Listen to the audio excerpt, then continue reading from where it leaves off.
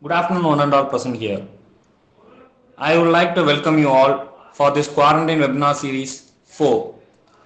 Now, I would like to invite Ms. Rashmi or the Joint Secretary of ACE to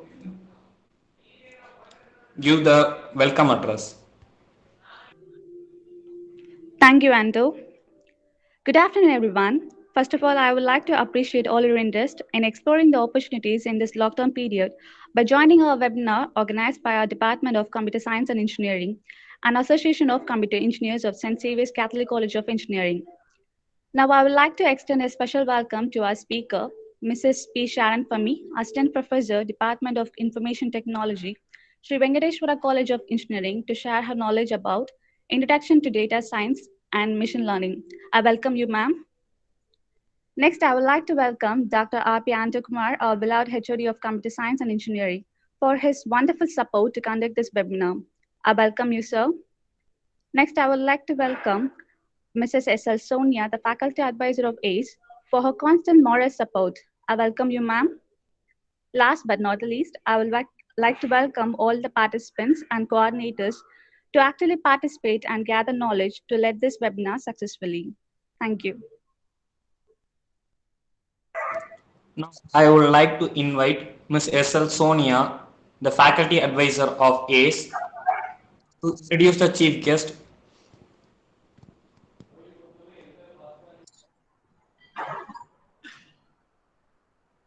A very good day to one and all. It's an honor for me to introduce our resource person, Mrs. P. Sharon Fumi, Assistant Professor, Department of IT, Sri Venkateshwara College of Engineering, Chennai. She is having an work experience of 14 years and doing research in the field of machine learning in Anna University, Chennai. She is expert in various fields like data mining and machine learning. And today she is going to present a topic on data science and machine learning, which focuses on the basic ideas and needs of data science and machine learning. She has around 10 publications in various journals and conferences. It's a pleasure to have you here, and now I hand over the session to you, ma'am. Thank you, ma'am. So now we'll just move on with the today's webinar. So today's webinar is one of the hot topic, right? And as you all are in CS, so I want everybody to have a good idea about data science and machine learning. And I probably hope that this webinar will help you in that. So I just want the active participation by all the participants. In case if you have any doubts, you can just post all your queries in the chat box, and you need not intermediate the class by just unmuting yourself. Okay, so in case of any doubts, you can put your doubts in the chat box. So we will just move on with the presentation for the day.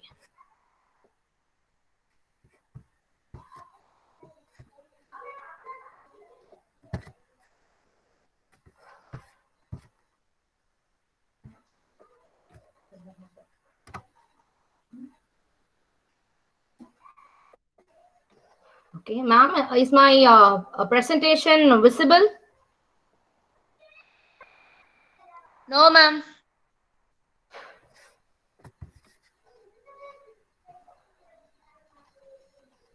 Yes, ma'am, it's visible. Okay, so you can just ping me in case if you have any doubts. Okay, so we will move on with the presentation. So my topic for the day is Introduction to Data Science and Machine Learning. Okay, so the way in which I have planned to take the webinar is, first we'll few slides will address upon data science. So we'll be talking about the need for data science, why you need data science, what is data science, what are the prerequisites that are needed for data science, the life cycle of data science, and the data scientist. As you all know, the highly paid job for today is data scientist. Okay, so what is there in data scientist? That is actually the talk of this webinar, right? So first thing is, why do you need data science? Okay, so see, this is a era where everywhere we go for predictions, right? So even now we have this COVID playing a major role, affecting the whole part of the world, and everybody is just planning. Okay, everybody is trying to predict till what time you will have this disease being spread, or till what time you will have this happening, right? So research is going on in prediction, right? So all that comes under data science. Okay, so the need for data science is you need to have a better decision making. You need to go for predictive analysis, and you need to discover the patterns. What is the pattern that is followed? Okay, so people in America got affected, people in China got affected. What is the hidden pattern under it? Okay, so we are much interested in finding the patterns, and that is all what is about this data science. Okay, so data science is able to make better decisions. Okay, so listen, we have self-driving cars, right? So you know that there are so many cars that so many accidents that have happened due to car. So self-driving car, people are research is going on in developing self-driving cars, where nearly because of if self-driving cars are invented, nearly 2 million deaths are minimized. Okay, and we can see the prediction. Okay, how you can just think how prediction plays a major role, predicting the disruptions and alleviating the loss for both the airline and passenger is a good example. Okay, so you can just know about, you can keep informed about the delay in flights. Okay, and what type of offers that can be given, promotional offers, and what is the route. Okay, you predict the better route for making your for saving your time, right? And before I enter into the definition of data science, I just want to tell you about data.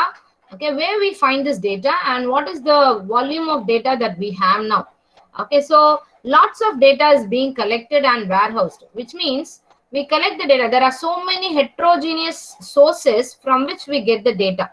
Okay, so some examples of data are maybe web data, e-commerce data, financial transactions, bank or credit transactions, online trading, purchasing, social network. All these places you try getting so many volumes of data, right? So the relational data, probably you would have learned in DBMS. We know about relational data, right? So data is stored in the form of tables, or from web, where data is stored in the form of text, or semi-structured data. Okay, the XML data is a good example. Graph data, the social the Facebook data will be stored as graph data. Then social network is all from your WhatsApp, Instas, all those stuff. Everything is stored somewhere, and that is some type of data, right? And finally, the streaming data. So see now during this lockdown, all live streaming plays a major role. Okay, everywhere we see, we can find streaming of data. So all these are the sources of data that we have. Okay, and because of all these data, big data has is playing a major role. Okay, so big data. What is big data? Big data is nothing but which is huge. Okay, which is, see, we are in an era of social networks where data is collected from Facebook, data is collected from WhatsApp, where data is collected from Twitters, and data is collected from eBay. Okay, all e-commerce sites. Everywhere data is collected, and all these constitutes this big data. Okay, so you need large data sets which is actually required for storing this big data. Clear? And the 5 V's, we generally say 5 V's of big data. The 5 V's of big data are nothing but the volume. The first V stands for volume. It is nothing but the raw data that I have. See, when I say big data, the volume is very huge. You cannot even say the volume of data. Okay, it is very huge. Second thing is the data changes over time. That I refer it as velocity. Velocity stands for change over time. See, for the within time, the data, the type of data changes. Okay, so change over time. And data types, variety is nothing but one may be stored as .xl, or other may be stored as a document file. I'm just giving you simple examples. Certain data will be stored as emojis, certain data will be stored as text data. So you have different varieties of data. And the data quality, the next V stands for veracity. Veracity is nothing but, see the amount in which it deviates from the normal data. That it just reflects the data quality. If you have any abnormalities, if you have any noise, all that is also one of the part of big data. Okay, and then last one is the value that is present in the data. That is the required for the decision making information. Okay, so this is referred as the 5 V's of big data. Okay, the first V is volume, the second V is velocity, the third V is variety, the fourth one is veracity, and the last one is value. So all these makes up the big data. See, I'm just giving you a statistics. You can just go through this, though it is from the past. Okay, I have given you the statistics of 2008-9. You can just imagine how the data volume would have increased in this 2020. Okay, Google processes 20 petabytes per day. Okay, and Facebook has 2.5 petabyte of user data plus 15 terabytes per day. Okay, and eBay has this, and the statistics also says that the Facebook data is stored as 500 plus terabytes per day. Clear? Now you can just see this diagram to just know the where it is actually used. What constitutes this variety, volume, and velocity? Variety, as you know, you have mobile app, you have web apps, you have database, you have SMS, you have CMS, audios, videos. All these constitutes the variety of data. As I told you, variety is nothing but it stands for different file formats. Okay, so you have different file formats that are being stored. That is data variety. Velocity is periodical data, or it may be batch-wise data, or it may be real-time data. And the final, the data volume, as I told you, the amount, okay, the quantity of data that you have. Initially, it was, do you know the units of data? I have just given it for you. You can just go through it. Initially, we would have heard it as kilobytes, okay, 1 kilobyte. Then we would have heard it as megabytes, okay. And finally, see, one point of time, we would have talked in terms of gigabytes. I have 116 GB pen drive. I have 32 GB pen drive in that way. And now people are just moving on with terabytes, okay. We hear people saying that, we hear easily saying that I own a 1 terabyte hard disk. Okay, so it is in an era where we talk about terabytes. And see, if this goes on in this way, we will have petabytes, we will have exabytes. You can just see the denomination. 1 petabyte is equal to 1024 terabytes. Just think how much the volume of data would have increased, which constitutes your big data. Then you have exabytes. 1 exabyte is 1024 petabytes. So just think where we stand. Okay, and then we have zettabytes, and now the final bytes that I have gone through is yottabytes. Okay, so now we say that the big data is stored as yottabytes. Yeah. And now the next topic is data science. So initially, till now, we have discussed why we need data science. Why we need data science? In order to have better decisions, in order to do the predictions properly, because of the huge volume of data, because of the big data. So all this have paved the way for data science. Now we exactly define what is this data science. Okay, so the data science is nothing but it is the science of analyzing raw data using the statistics and machine learning techniques with the purpose of drawing conclusions about the information. See, as I told you, data is huge, data is of different formats, but still you try learning something from it, okay, and you try to come out with conclusions. The very good example for the time being is coronavirus, right? So they just said that in Italy it is being spread in this rate.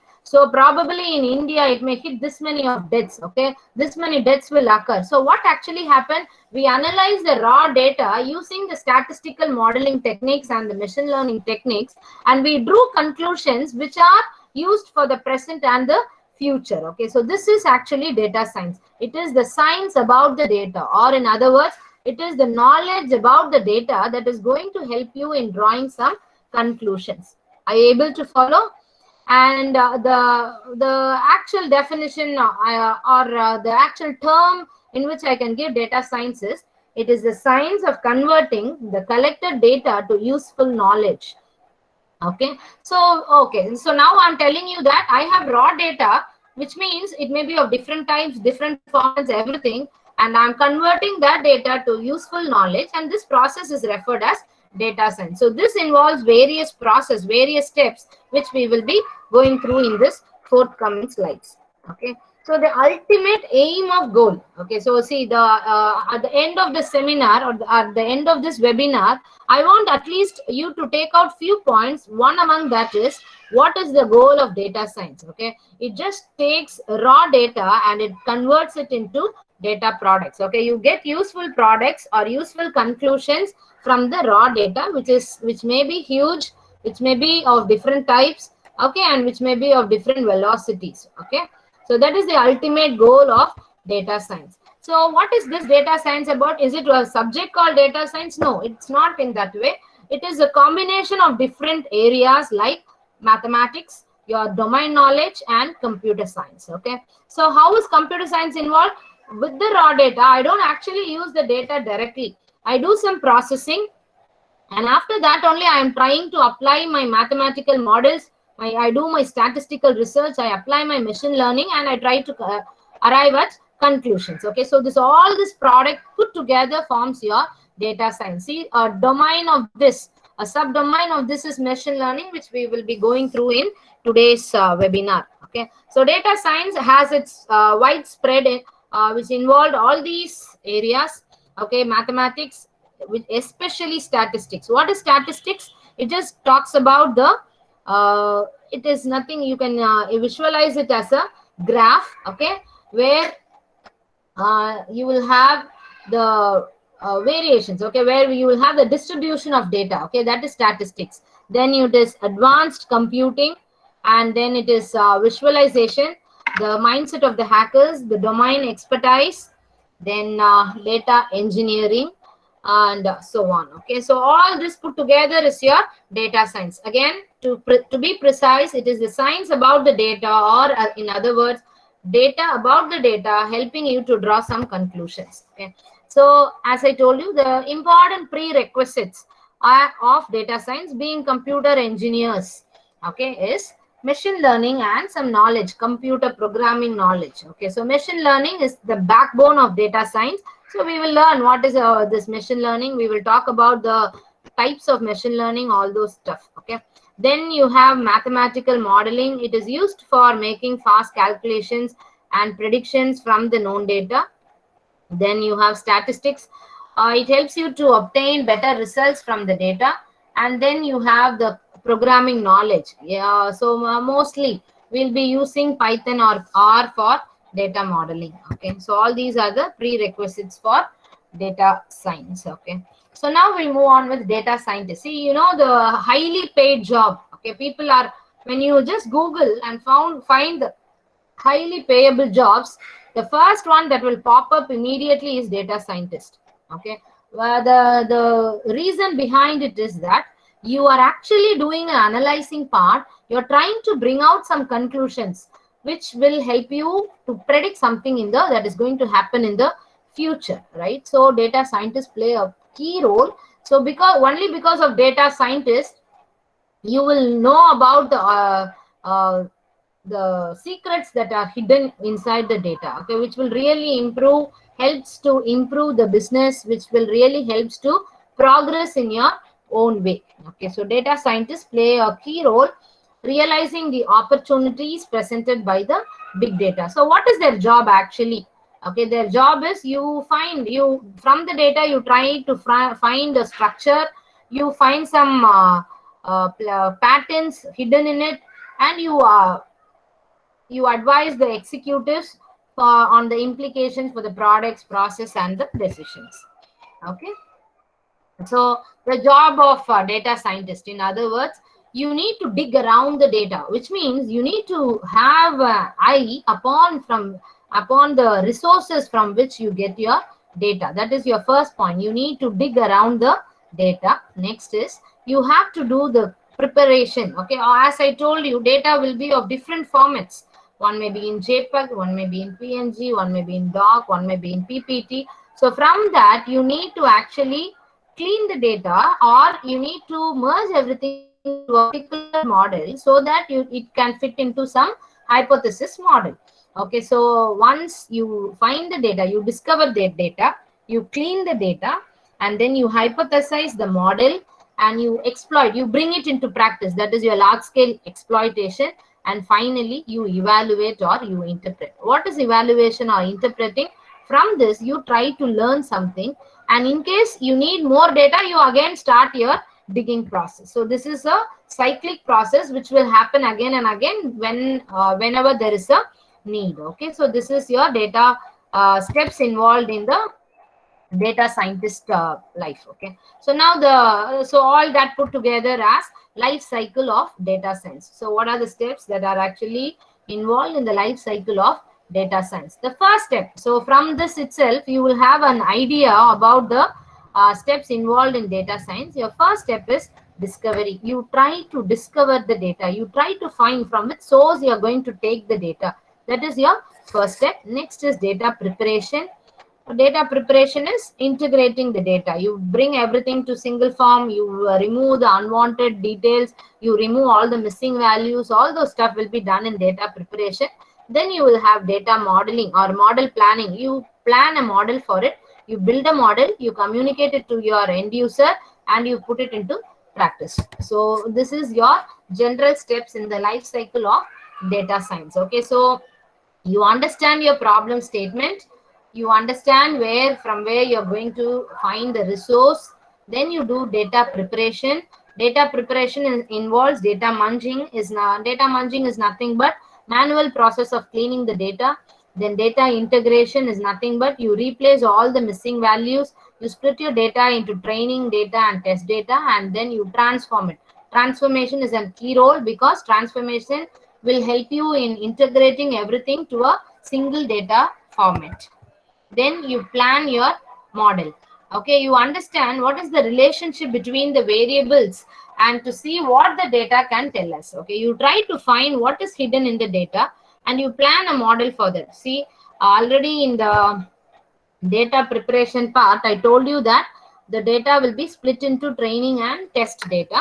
So now what we actually do here is we use the training data to develop the model, and we use the testing data to check whether what we have done is right. Okay, and the next a sub part of model planning is exploratory data analysis. You do a deeper analysis of the data set to have a better understanding of the data. Okay, and the goals involved here are, you know, the data types and the types of questions that need to be answered. You identify the outliers, okay, which doesn't actually suit your data. You identify the hidden patterns, all those stuff. So you try exploring the data that you have in your hand.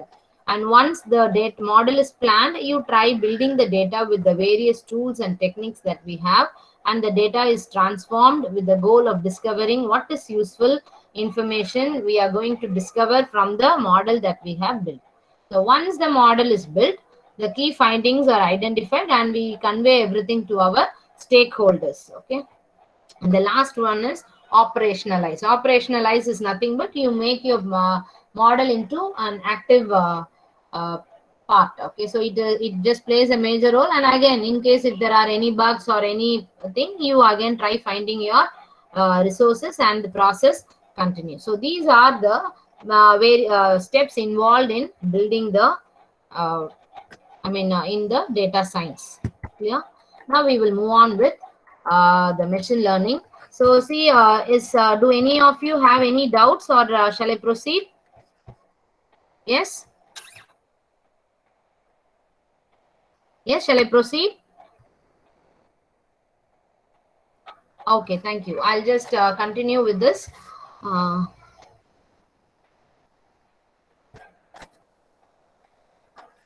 Okay, next one is machine learning. Next one is machine learning. So machine learning is nothing but okay, so before I enter into machine learning, I just want to tell you the topics or the outline that we are going to discuss. So we'll actually learn what is this machine learning. We'll learn about the types of machine learning. So under the types, the various types are supervised, unsupervised, semi-supervised, and reinforcement. We'll just go through all those slides. Okay, first is, what is machine learning? So if you want me to have it as an interactive session, before I proceed with my presentation, can somebody tell me, okay, can somebody unmute yourself and tell me what is the idea you have behind machine learning? What is machine learning to your knowledge? Yes? Anyone?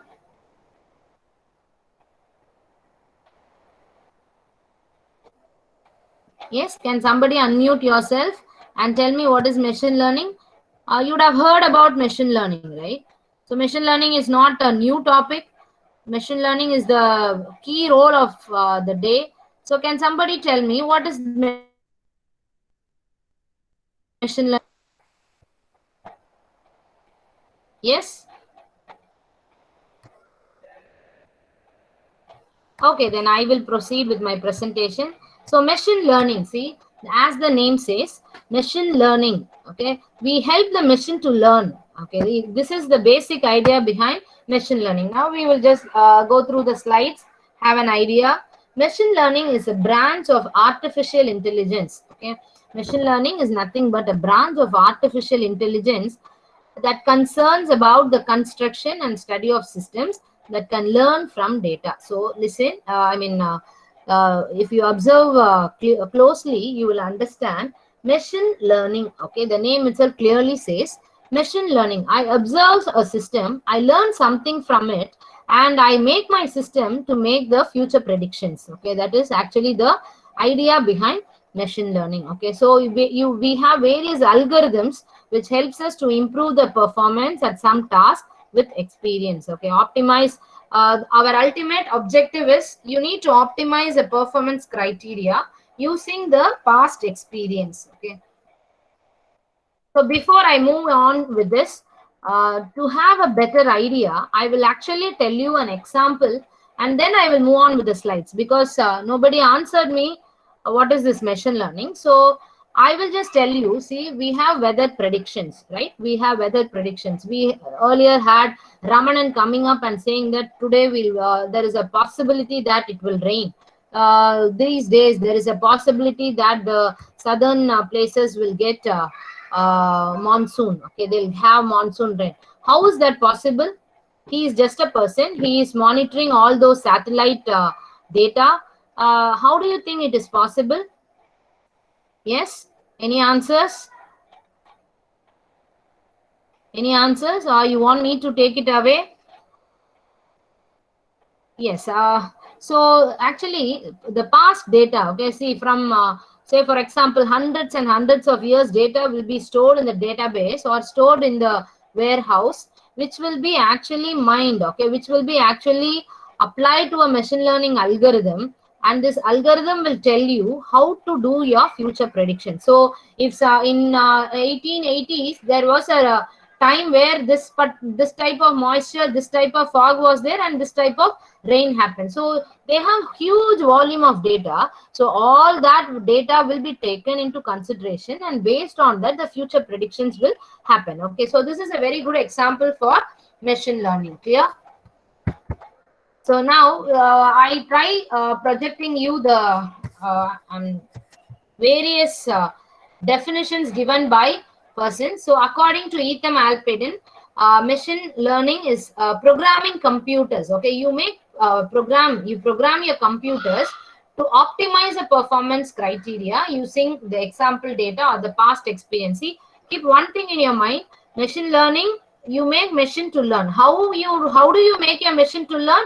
You make your machine to learn from the past experience. And what is the use of machine learning? It is helpful for making future predictions. This is actually the nutshell idea of what this machine learning is about. Okay, you make the machine to learn based on the past experience, and you try predicting the future. Past vache future solrom. Okay, that is machine learning.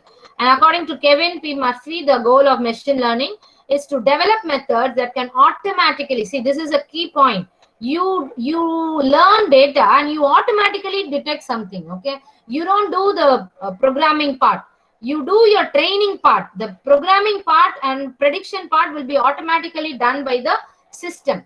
Okay, so you develop methods that can automatically detect patterns in data and then to use the uncovered patterns to predict the future data or other outcomes of interest. According to Christopher Bishop, it is the automatic discovery of regularities in data through the use of computer algorithms, and with the use of these regularities, you can take the future action. Okay, and the final is predicting the future.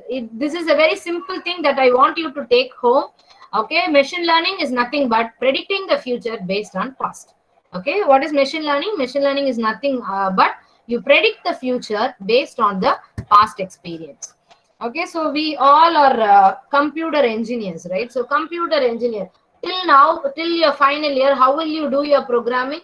You will write your data. So you get a question, write a C++ program or write a Java program to find the sum of n numbers, to print the mark list of a student, something like that. So you aim for seeing the output. Okay, that is our traditional programming. So to the computer, you give your inputs and you give your program. Okay, and what you expect from the system, you expect the output from the system. So what is machine learning? Machine learning is you give your past and you predict your future, I told you, right? So how will that be done? You give your input and you give your output and you try getting the program. In other words, this program is referred as model. Okay, you try getting the model from the program. You use all your algorithms, you use the algorithms, you learn about the past and you define a algorithm which can predict the future. Okay, that is the basic behind machine learning. Okay, probably I think this slide will help you in detail about what is this machine learning about. Okay, so take the same weather prediction data in your mind, keep that in your visualize the weather prediction data. Say for example in 1880s you had so many attributes like foggy, how was the cloud, then what to say, humidity, temperature, so many stuff are there, and finally you have one label calling, okay, label. I'll tell you what is this label, whether it rained or not, and the answer for it will be yes, it rained, no, it doesn't rain. Okay, so you will have a set of attributes, and along with that attributes, finally you will have your label, and the label talks about yes, it rained or no, yes or no. Okay, so for this type of data, yes, you had a rain. For this type of data, yes, you don't have a rain. So you have data in this part. Okay, and during the data preparation itself, I told you there is one step where we split the data to training part and testing part. I'll tell you the usage of testing part. Okay, I have 100 data. The normal rule of thumb is we split the data to 80-20 or 70-30. You assume we split the data for 80-20. So 80% of your data is used as training data and 20% of your data is used as testing data. Listen, all the 100 data have the final prediction part. Okay, listen, the 100 records will have the final yes or no, 1 0 1 0 1 0 and so on. Yes, no, yes, no, yes, no. So something like that. Okay, and now from the 100 records, I take 80 records for training and 20 records for testing. So what actually happens? This training data also has the output and the testing data also has the output. Now I will give the input and the output and I try develop a model. I try learning a model. Okay, so that is my, I'm sorry.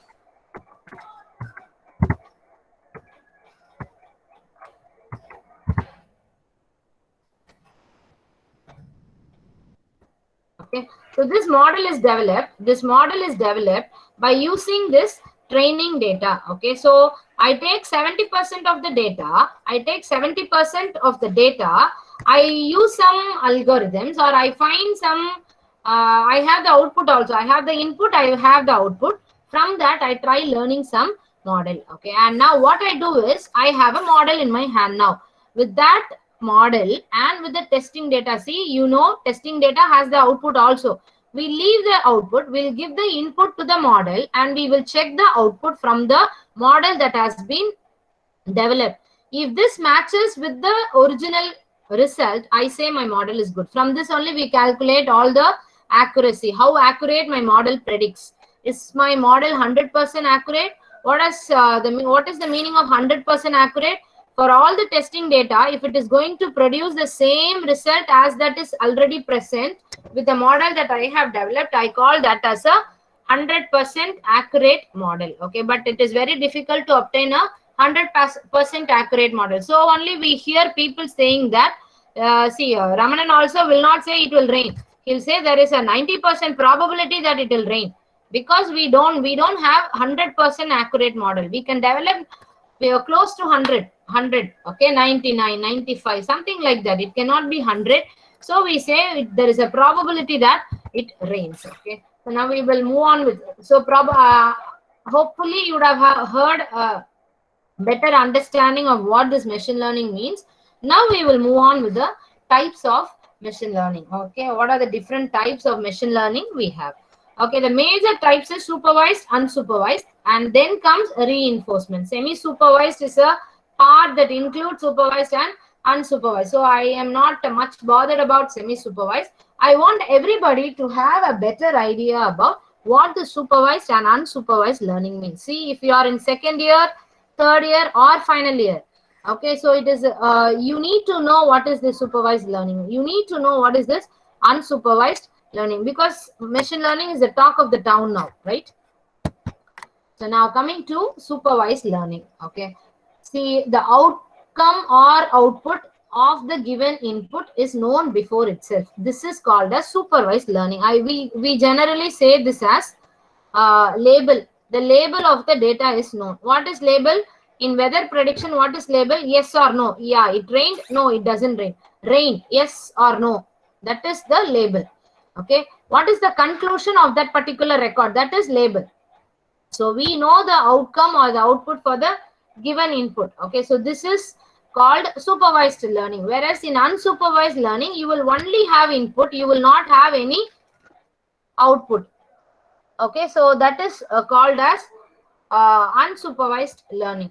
Okay, so we'll just see where there are so many algorithms. You would have heard about decision trees, naive Bayes, nearest neighbor. All these are examples, popular algorithms for supervised learning. Okay, so take this example. Otherwise, I'll do one thing. I'll show you a simple diagram which you can understand, and then I will move on with the other part. Okay, because this probably students will try getting some better idea. Okay, so listen, supervised learning is nothing but I have the data. So here in the data in my hand is I have a red apple, I have a green apple, I have banana, yellow banana, and I have green banana. Okay, and the label is apple. Okay, and the label is apple or banana. Clear? Now listen, classification. Okay, so in supervised you will also have the labels. Okay, you will have the data, along with that you will have the labels. You will and our ultimate aim will be, you will be given something like this, and you need to see here my data have only red apple and only green apple and yellow banana and green banana. Now my thing is I have an yellow apple. You know it is an yellow apple, but I need to develop a model, and the model should say that it is an yellow apple. That is about supervised learning. Probably you would have some idea from this. Okay, so what are the features that you will have in apple? You can have color, you can have shape, you can have weight, you can have height. Okay, you can have all those stuff put up in as attributes. Okay, and the label will be apple, banana. All this is referred as the label, and these are the features for that particular label. Clear? So this is about supervised learning. When I take unsupervised learning, I will only have these features, Based on it, I need to find what is it. Okay, I'll give you one more example when time comes. Okay, so before that, we will move on with the previous slide.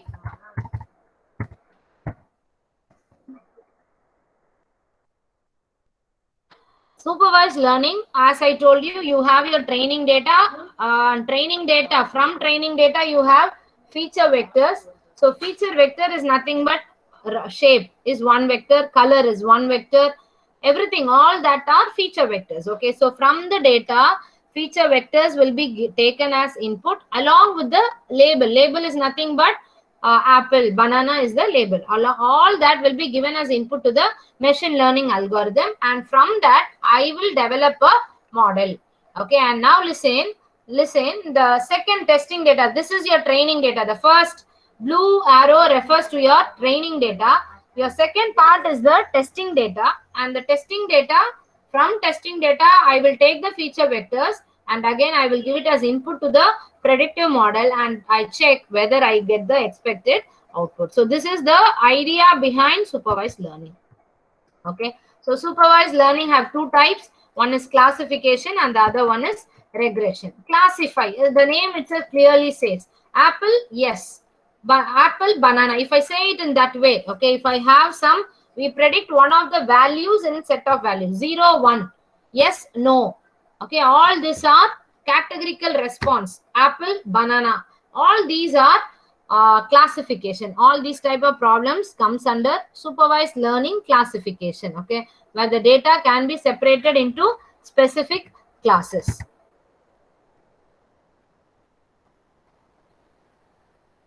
Take this slide.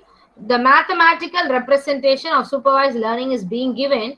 So I have x1 stands for input, y1 stands for output. So x1 can be x1, x2, x3. I mean, I can have n number of features. Along with that, I have the output. So here I'm just taking a one vector data. Okay, I'm just using only one attribute of the data and the output label. Okay, so this x1 or x2, xn can be an n number of features. That stands for your feature vector, and y1, y2 stands for your output. Okay, the label. So what is our ultimate aim?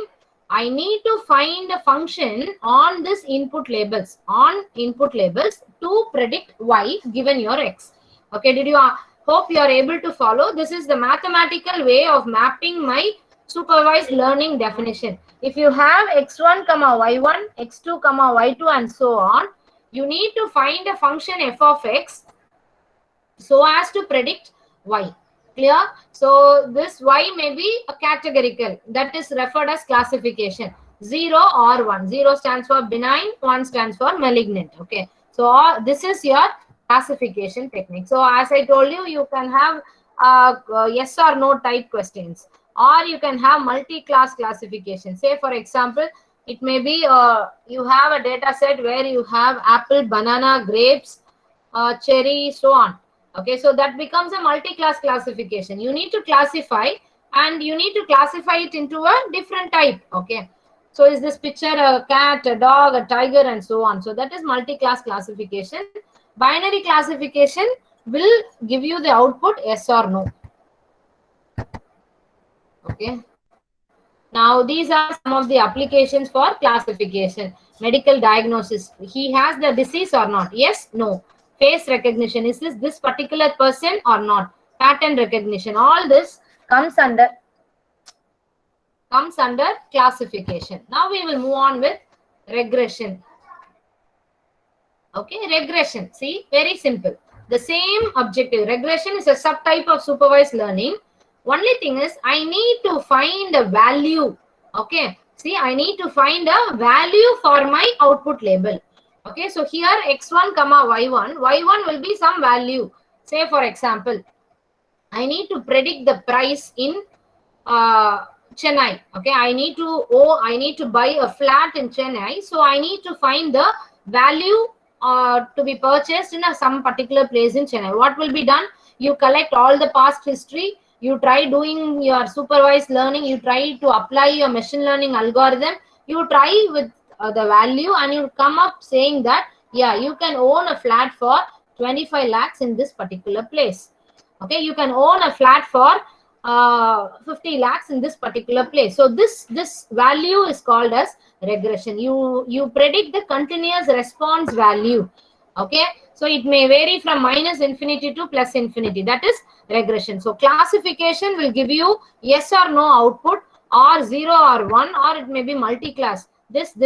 Okay, it will not give you a value, whereas regression will give you a value. See, for example, this has this value, this has this value, this has this value, and in that case, what is the value for this? Okay, a very good example is price of a used car. Okay, so car attributes price. So when I give some mileage, I need to obtain the price. How will I do that? Price. Okay, here why do I call this as regression? Because my output is price. Price is a value. Okay, what is the price of house in a specific city? How many total runs can we see? This is a very good example. You get messages, you get pop-ups coming up during cricket match.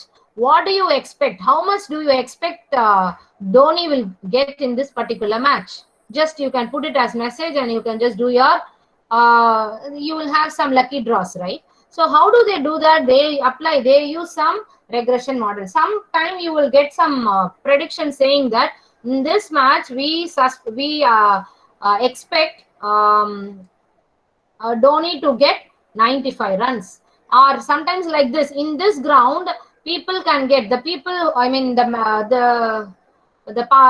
India will get only 250 runs. They cannot go more than that. How do they do that? They do all that using this supervised learning. Okay, and over there regression is used. Are you able to understand? When it is coming to a value of prediction, it is regression. When it is coming for a classification, yes or no question, it is a classification. Okay, so classification will separate the data, whereas regression, you put all your data together. You try fitting your data to find a real-time value. Okay, so now coming to the second example, unsupervised learning. Okay, so before I actually move on with this, I will give you a very simple example so that you will understand unsupervised learning. Assume that your father or mother goes for a market, buys so many vegetables, comes up with a big shopper full of vegetables. Okay, so you will not have the vegetables classified. Everything will be put together. Okay, you call 3-year-old kid to separate all the data, all the vegetables. What will he do? He will not know. In fact, he may not be knowing the name of lady's finger or chili, but based on the feature, he will put all the green vegetables together. Based on the size, a drumstick in one particular place, all tomatoes will be put up separately, all potatoes will be put up separately. He does not know the label. The label is the name of the vegetable. He doesn't know that this is tomato, this is onion, this is something like this. But based on the look and based on the feature of the data, he will be grouping it, right? This is the best example for unsupervised learning. I will not have the label, but based on the feature, I will just arrange the data. That is your unsupervised learning. So the very good example, the algorithm for unsupervised learning is clustering. Okay, you cluster the data. Okay, you group the data. You don't scatter the data. So based on the feature, okay, this and this look same, you put it in one particular bin. This and this look same, okay, you put it in a separate bin. So you do the learning, okay, based on the past data, and you try arriving at conclusions. And here you will not have any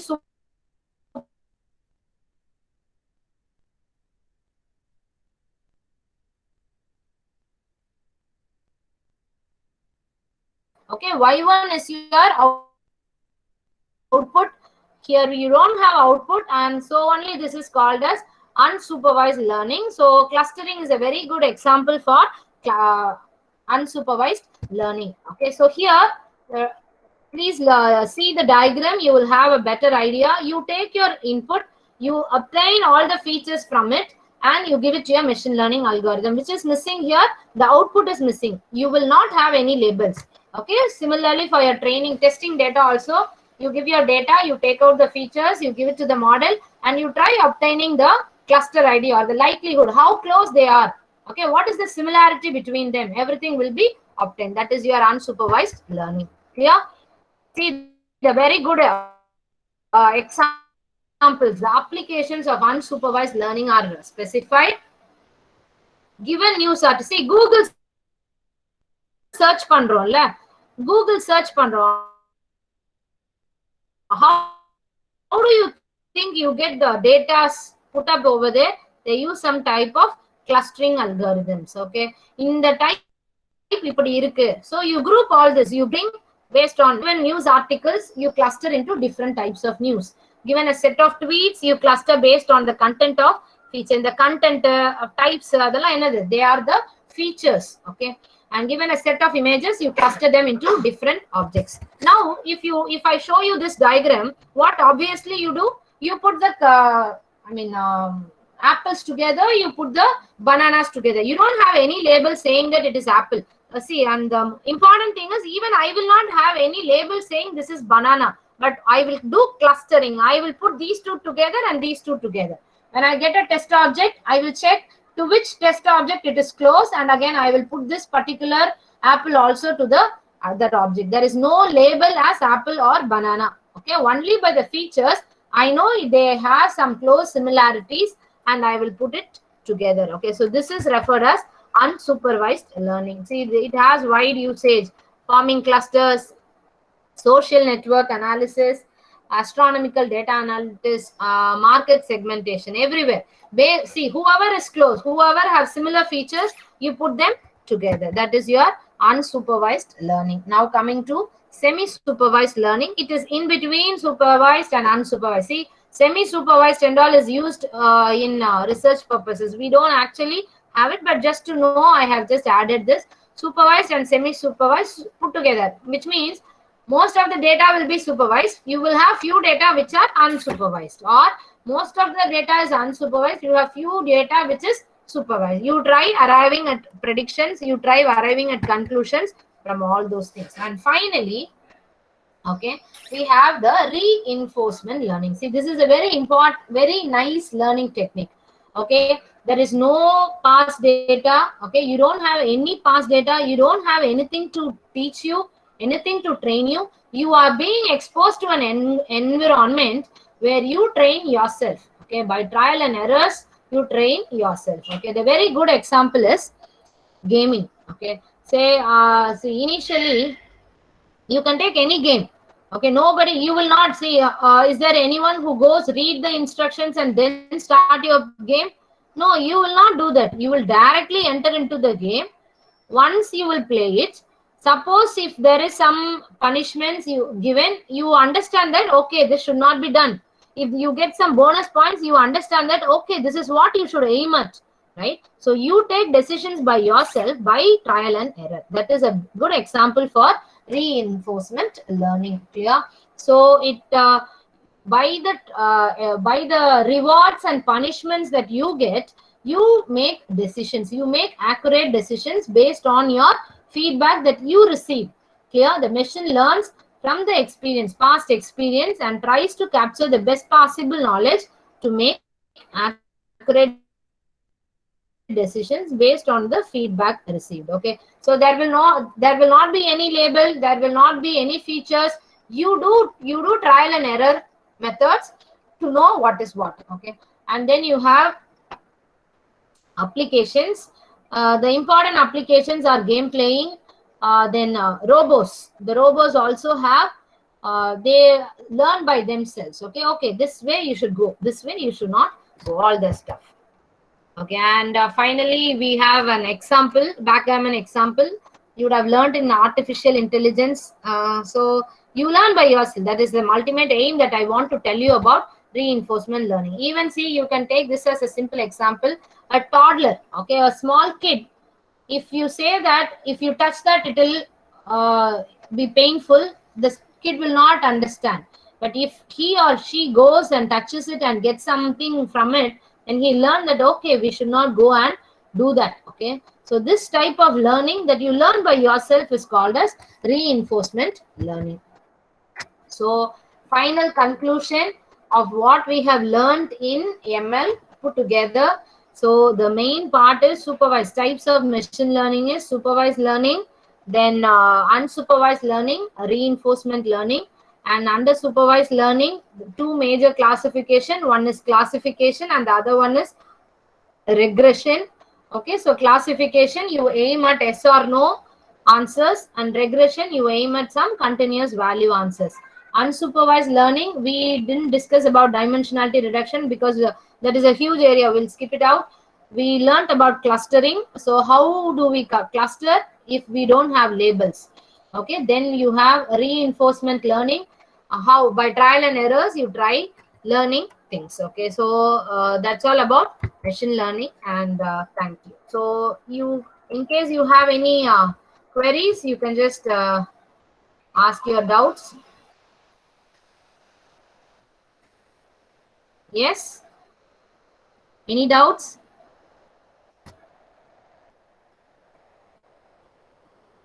Okay, so in case if there is no doubts, I'll just finish my session. Thank you.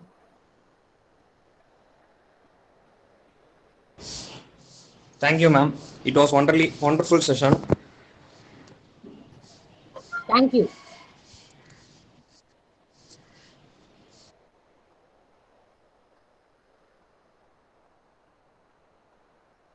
Thank you, ma'am. Thank you all for the comments.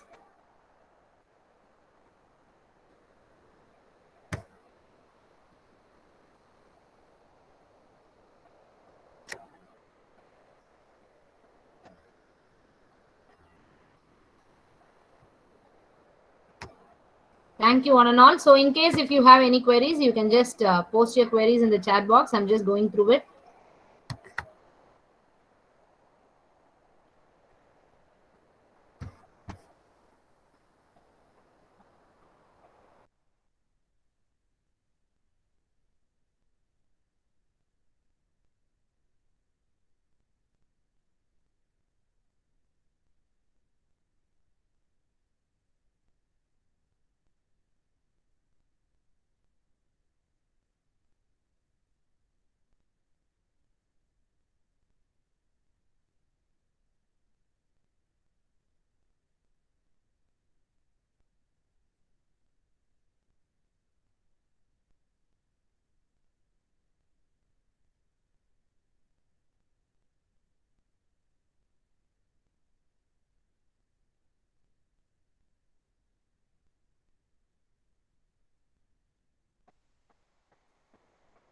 So if there are no doubts, I think I will leave the session. Okay, thank you.